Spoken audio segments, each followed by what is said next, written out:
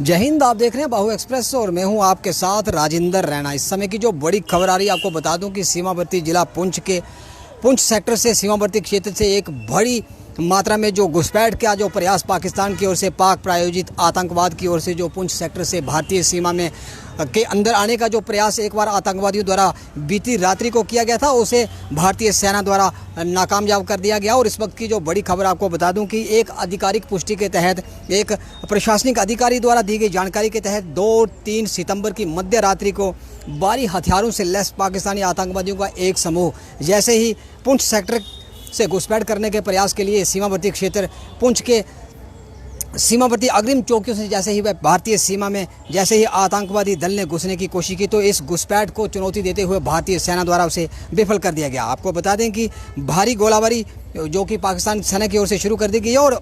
जो LOC से सटा जो क्षेत्र है, उस क्षेत्र से भारी गोलाबारी की आड़ में जैसे ही आतंकवादियों को भारतीय सीमा के अंदर प्रवेश करवाने की जो चेष्टा पाक सेना और पाकिस्तान प्रायोजित आतंकवाद द्वारा की गई, तो उसका मुंहतोड़ जवाब जो भारतीय सेना द्वारा दिया गया और एक बड़ा जो घुसपैठ का जो प्रयास था, बड़ा प्रयास, उसे भारतीय सेना के मुस्तैद जवानों द्वारा विफल कर दिया गया। आपकी जानकारी के लिए बता दें कि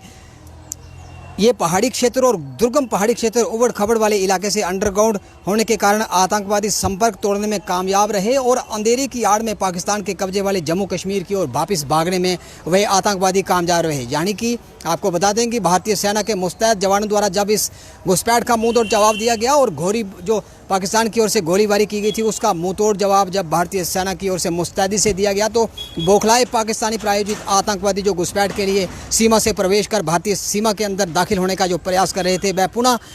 पाकिस्तान के कब्जे वाले कश्मीर के अंदर भाग गए और उनसे भारी मात्रा में जो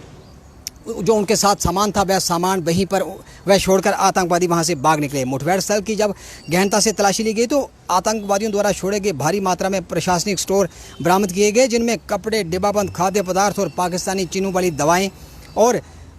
पाकिस्तान प्रायोजित अन्य सामग्री जो आतंकवादियों के कब्जे से जो लेकर वह भारतीय सीमा में प्रवेश कर रहे थे, उसे भारतीय सेना द्वारा अपनी गिरफ्त में लिया गया। भारतीय सेना ने किसी भी घुसपैठ को प्रयास व राष्ट्र विरोधी ताकतों का नापाक मंसूबों को विफल करने के लिए जो भारतीय सेना का जो दृढ़ संकल्प था, वह जारी है। और इस वक्त की जो बड़ी खबर है आपको बता दें कि गत रात्रि को पाकिस्तान प्रायोजित आतंकवादियों द्वारा जैसे ही